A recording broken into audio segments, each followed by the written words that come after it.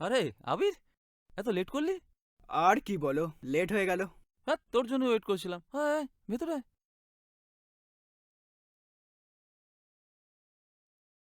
চল ভেতরে চল। কিরে, চা খাবি তো? দাদা, আজকে আজকে চা খাবো না, তুমি এসো একটু বসো। ধ্যাৎ, এত কষ্ট করে চা বানালাম।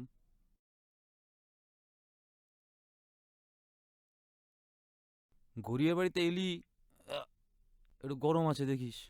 আহ, এটা বন্ধ করি, তারপর শুনছি।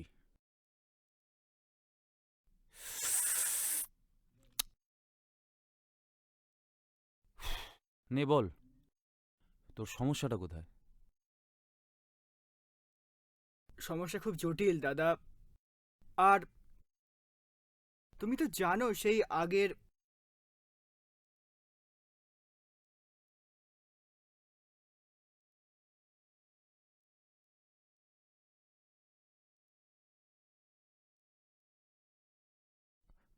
বুঝলাম। তোর কেসটা তো পুরো জটিল রে, পুরো। সেই জন্যই তো তোমার কাছে এসেছি দাদা। উম, তুমি একটু দেখছি উদ্ধার করো, দাঁড়া। আর না হলে কিন্তু আমি মরে যাব। মরে যাবি? দাঁড়া, উম, মগজ থেকে কিছু একটা বের করার চেষ্টা করি, দাঁড়াম। ও সরি, তুই তো আবার সিগারেট খাস না। উম, শোন, এবার তোকে যেটা করতে হবে, তোকে যেটা করতে হবে,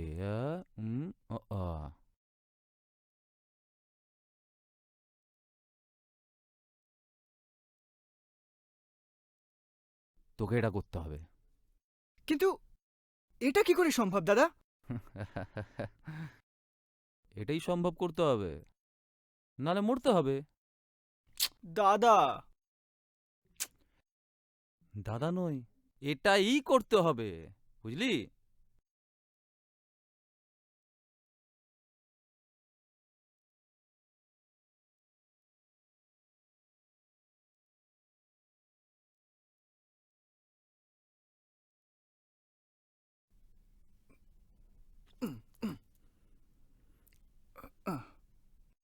ওফ, সরি, আমি আপনার কাজে বাধা দিলাম। আসলে মা পায়েস বানিয়ে পাঠিয়েছে, সেজন্যই। ঠিক আছে, আপনি খেয়ে নিয়ে কাজটা করুন। পায়েস? হ্যাঁ, মা নিজের হাতে বানিয়ে পাঠিয়েছে। আপনি প্রতিবেশী কি না? ঠিক আছে, আমি এখন আসি। হ্যাঁ।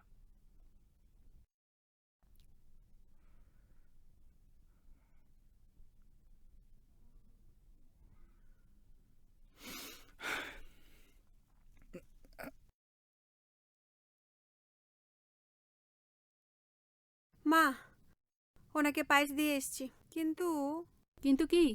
খেতে বলিসনি? না, বলেছি, কিন্তু তখন উনি একটা কাজ করছিলেন। ঠিক আছে, কাজটা শেষ করে নিয়েই উনি খাবেন। আসলে উনি গলায় দড়ি দিয়ে সুইসাইড করছিলেন।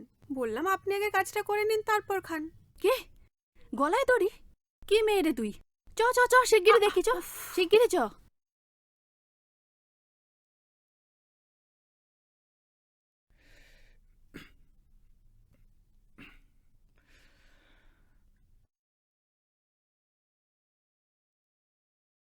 আরে আরে, এই ছেলে, সুইসাইড করছো কেন? আসলে কাকিমা, আমি একটা মেয়েকে ভালোবাসি, কিন্তু ওর বাড়ি থেকে ওর মা বাবা কোনোদিনই আমাকে মেনে নেবে না। তাই আমি জীবনটা শেষ করে দিতে চাই। না বাবা, এরকম করতে নেই। তুমি কত ভালো ছেলে, কত সুন্দর দেখতে তোমায়। দেখো, ওনারা ঠিক মেনে নেবেন। সত্যি বলছেন কাকিমা? হুম। সত্যি বলছেন? সত্যি আমায় মেনে নেবে? ওহ মা, অনেক হয়েছে, এবার চলো, ওনাকে ওনার কাজটা করতে দাও। হ্যাঁ কাকিমা, আপনারা বাড়ি চলে যান। আজকে আর আমার সুইসাইড করা হবে না, আর তার সময়ও চলে গেছে। উফ, এখন আমি খেয়ে দিয়ে একটু ঘুমাবো। ঠিক তো, ঘুমোবে? কথা দিলে? হ্যাঁ হ্যাঁ, উনি ঘুমোবেন, তুমি হ্যাঁ, চলো ঠিক চলো আছে। চলো চলো। হ্যাঁ। হ্যাঁ চ।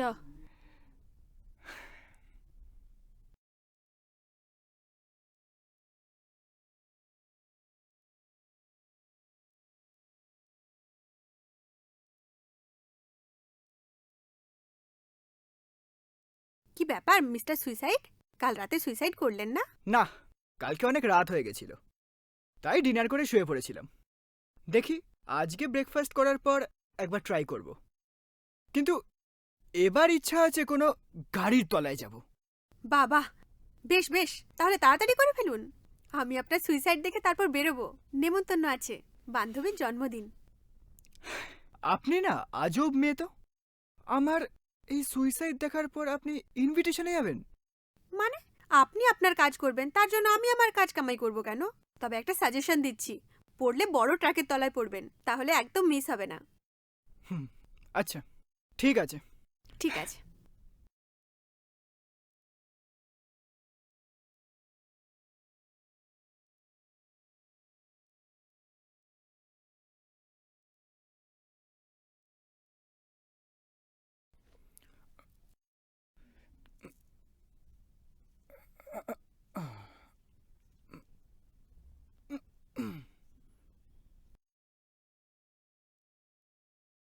এই নামুন নামুন।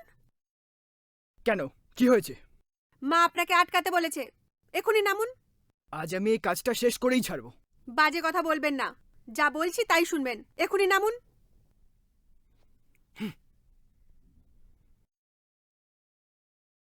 হয়েছে শান্তি? মা, ও মা, হ্যাঁ রে যাই। এই দেখো কে এসছেন। ও বাবা, কাকিমা কেমন আছে? ভালো আছি বাবা, বসো। এই নিন, এই শাড়িটা আপনার জন্য, দেখে নিন। আমার জন্য আবার এসব কেন? বাহ, খুব সুন্দর শাড়িটা তো, তোমার চয়েস আছে। আপনি তো খুব বাজে লোক। আমি আপনাকে সুইসাইড থেকে বাঁচালাম আর প্রাইজ দিলেন মাকে। হ্যাঁ, আপনি তো আমাকে শুভকামনা জানিয়েছিলেন,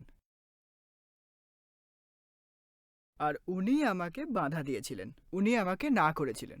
হ্যাঁ, আর সেই কথায় আপনি আমাকে পরে গিয়ে আটকেছিলেন। তাই এই গিফটটা শুধুমাত্র কাকিমার জন্য। হুম হুম। বাহ বাবা, দারুণ কায়দা তো। কাকিমাকে হাত করার প্ল্যান। এই তুই চুপ কর তো, কি ভালো ছেলে, ওকে ওরকম বলবি না। আচ্ছা আমি যাই, হ্যাঁ? তা বাবা কিছু খেয়ে যাবে তো? না না, তার দরকার নেই। এই তুই চুপ কর। আচ্ছা ঠিক আছে কাকিমা, আজকে থাক, পরে কোনো একদিন খাবো, কেমন? আজকে আমি আসি। তোর চলো। জন্য ছেলেটা চলে গেল, খুব বাজে মেয়ে একটা। আরে আমি আবার কি করলাম? হুম। যা বাবা।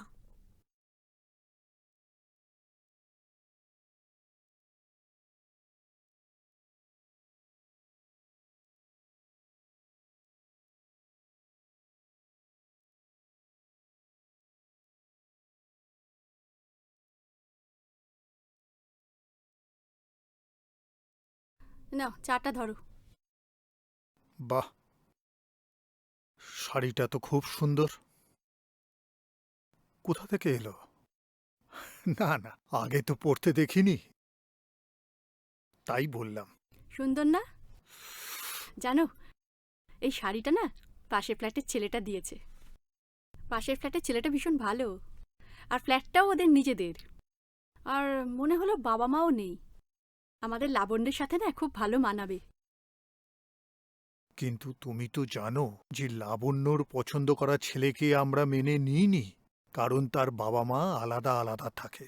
হ্যাঁ সেটা তো অন্য ব্যাপার, এই ছেলেটা সত্যিই ভালো। বলছো? হ্যাঁ গো, তুমি একটু ভেবে দেখো না। দেখি ভেবে। আচ্ছা ঠিক আছে।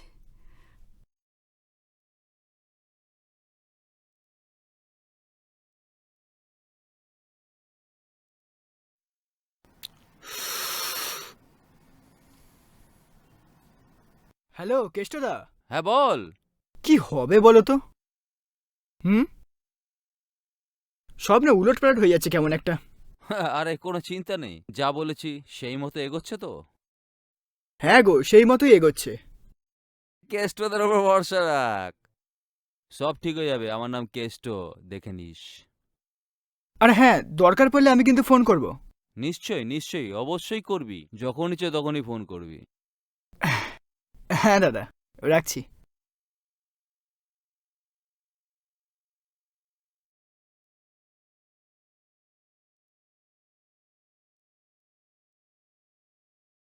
সবকিছু ঠিকঠাক হবে তো আবির? তুমি ভয় পেও না, সবকিছু তো আমাদের প্ল্যান মাফিকই হচ্ছে। কিন্তু আমার ভীষণ ভয় করছে জানো, বাবা মা যদি জানতে পারে আবার আগের মতো হবে না তো? না না না, আগের মতো কিচ্ছু হবে না। কারণ কাকিমা অলরেডি আমার উপরে ফিদা। কাকিমা তো অলরেডি আমার উপরে ফিদা। উনি ঠিক কোনো না কোনোভাবে কাকুকে ম্যানেজ করে নেবেন। কিন্তু কেন জানি না আমার ভীষণ ভয় করছে জানো। আবির, আমি তোমাকে ছাড়া থাকতে পারবো না। আমি জানি, আমি বুঝতে পারছি। তুমি ভয় পেও না, আমি তো আছি।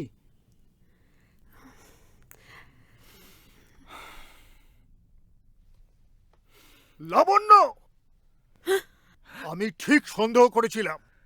তুমি কেন আগের বাড়িটা বদলে এখানে চলে আসার জন্য আমাকে বলেছিলে? বাবা, তুমি আমার কথাটা একবার শোনো, আমি তোমাকে সবটা বুঝিয়ে বলছি। না, এই ছেলেটা তার মানে তোর পছন্দের সেই ছেলে যার বাবা মা আলাদা থাকে। কাকু, কাকু আপনি বিশ্বাস করুন, আমি লাবণ্যকে সত্যিই খুব ভালোবাসি।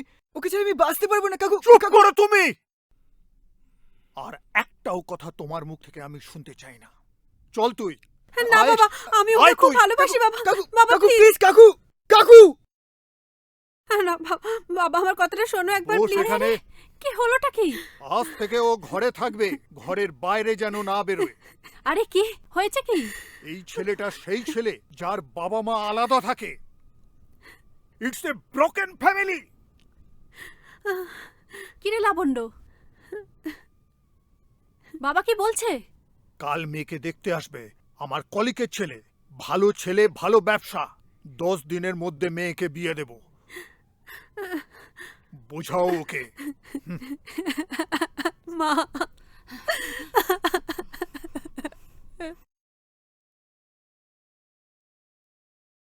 এই তো একটু জিনিসপত্র কিনতে বেরোবো ভাবলাম, তাই একটু দোকানের দিকে যাচ্ছি। জিনিসপত্র দরকার, বাজারে যাব। তারপর বল, তোর খবর বল। ছেলে তো ওই ব্যবসা ব্যবসা ওইসব নিয়েই আছে, ব্যবসাপত্র দেখছে, করছে, ব্যবসাপত্রই করছে। হুম। হ্যাঁ। উম, বাহ বাহ বাহ, এ তো খুব উত্তম প্রস্তাব। তোর মেয়ের সাথে আমার ছেলের বিয়ে, ভাবা যায়? খুব ভালো প্রস্তাব। কালকে উম, কালকে আকাশের কি কাজ আছে জানি না, আকাশের সাথে একটু কথা বলতে হবে। ঠিক আছে, আকাশকে আমি রাজি করিয়ে নেব। আচ্ছা, আবার কোথায় বাড়ি শিফট করলি? আচ্ছা আচ্ছা আচ্ছা, ওই একই পাড়াতে আছিস, একটু এগিয়ে গিয়ে। আচ্ছা আচ্ছা, ঠিক আছে ঠিক আছে ঠিক আছে, আমি পৌঁছে যাব। ঠিক আছে, ভালো থাকিস। ঠিক আছে ঠিক আছে।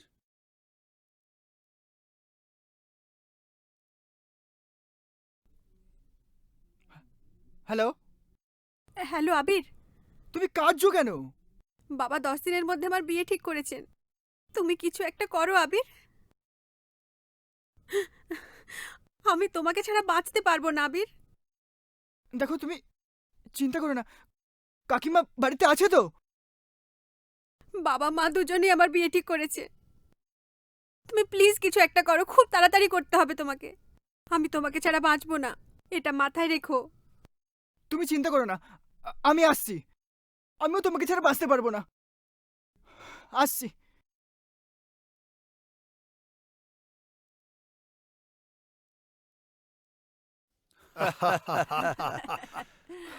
কি আলটিমেট আশা হলো? হ্যাঁ, তা যা বলেছিস। হ্যাঁ আঙ্কেল, আচ্ছা, তা তোমার ব্যবসা কেমন চলছে? ওর ব্যবসা ভালো চলছে মতোই ভালো চলছে। রকম। তা বেশ। রে, তা গিন্নিকে নিয়ে এলি না কেন? তাহলে বৌঠানও তো তার হবু বৌমাকে একবার দেখে নিত। হ্যাঁ, মানে কি বলতো, শরীরটা ভালো নেই, বুঝলি?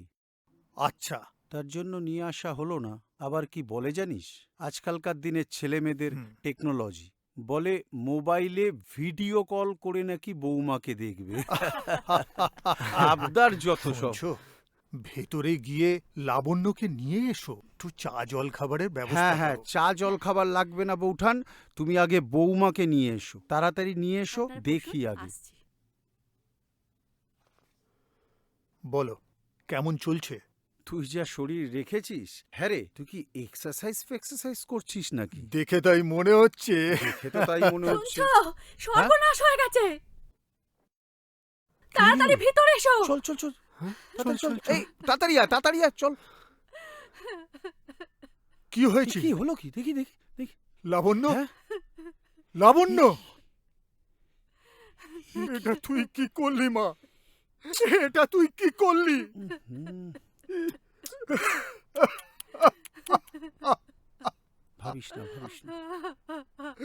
হুম। লাবণ্য,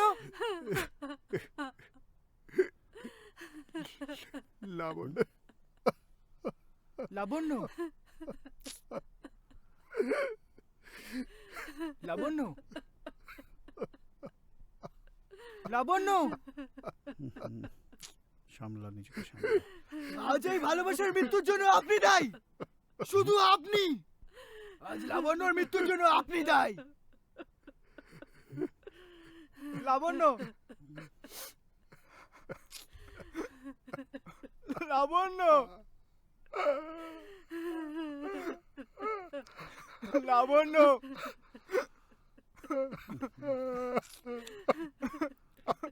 সামলা, নিজেকে সামলা বৌঠান, ভেঙে পড়ো না তো। দেখো, বাস্তবটা তো মেনে নিতেই হবে। লাবণ্য। বোকার মতো ভুল করলো। আবির লাবণ্যকে হারিয়ে ফেলল।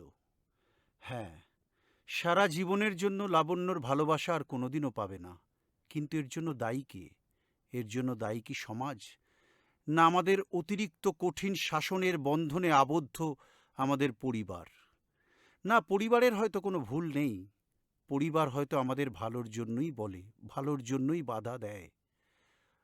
কিন্তু সমাজের উদ্দেশ্যে একটা বার্তা আমি বলতে চাই। সত্যিকারের ভালোবাসাকে কখনো আটকে রাখা যায় না। আর সত্যিকারের ভালোবাসার মৃত্যুর জন্য হয়তোবা সমাজ, হয়তোবা কিছু কিছু পরিবারও দায়ী থাকে। তাই লাবণ্যকে আবির আর পাবে কিনা জানি না, তবে আবির অপেক্ষা করবে আবার লাবণ্যর কবে দেখা পাবে।